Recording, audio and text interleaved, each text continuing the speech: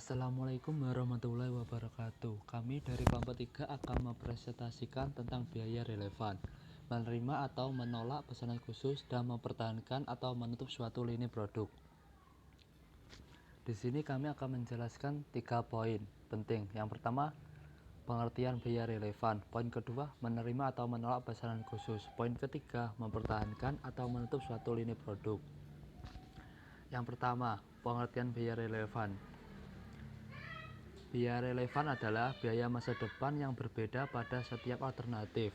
Semua keputusan berhubungan dengan masa depan, sehingga hanya biaya masa depan yang dapat menjadi relevan dengan keputusan. Dapat disimpulkan bahwa relevan cost adalah biaya masa yang akan datang yang dapat dihindarkan atau avoidable cost karena memilih alternatif lain dalam pengambilan keputusan. Jenis biaya relevan. Yang pertama, biaya histori atau sunk cost. Biaya yang terjadi di masa lalu di mana tidak ada yang dapat mengubah. Yang kedua, opportunity cost, yaitu biaya kontribusi dari sebuah aktivitas pendapatan yang hilang karena tidak digunakan suatu sumber daya terbatas dalam penggunaan alternatif terbaik selanjutnya. Yang ketiga, biaya pendapatan tambahan, yaitu total tambahan biaya atau pendapatan yang didatangkan oleh suatu aktivitas dari keputusan yang diambil. Yang keempat, biaya pendapatan diferensial, yaitu perbedaan antara total biaya atau pendapatan dari dua alternatif yang berbeda. Poin kedua yaitu menerima atau menolak pesanan khusus.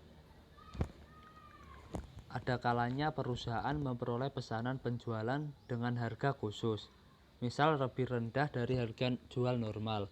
Untuk mengambil keputusan menerima atau menolak pesanan khusus tersebut, manajemen harus mempertimbangkan pendapatan dan biaya relevan. Selain itu juga perlu dilihat pada beban diferensialnya.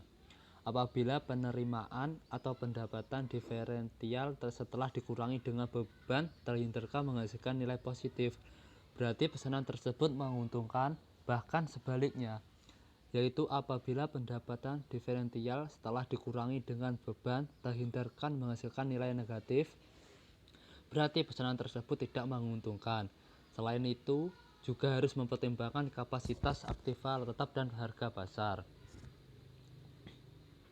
Langkah-langkah menyelesaikan perhitungan untuk mendapatkan keputusan menerima atau menolak suatu pesanan. Yang pertama, menghitung laporan laba rugi untuk tiap-tiap departemen yang ada. Yang kedua, membuat analisa pesanan khusus sebagai berikut. Keterangan: hasil penjualan dikurangi biaya produksi variabel sama dengan margin kontribusi.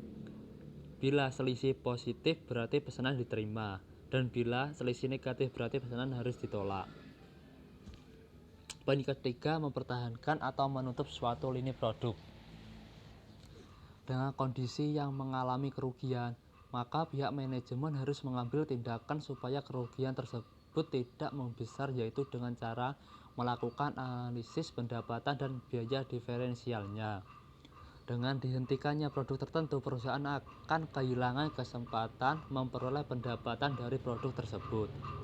Pendapatan yang hilang ini merupakan informasi pendapatan diferensial dan merupakan pengorbanan yang ditanggung karena pemilihan alternatif menghentikan produk.